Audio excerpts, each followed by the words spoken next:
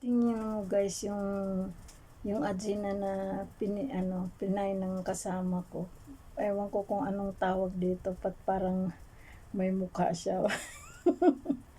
Tingnan mo, may mukha oh. Pag dito naman sa kabila, parang meron siyang mata, ilong.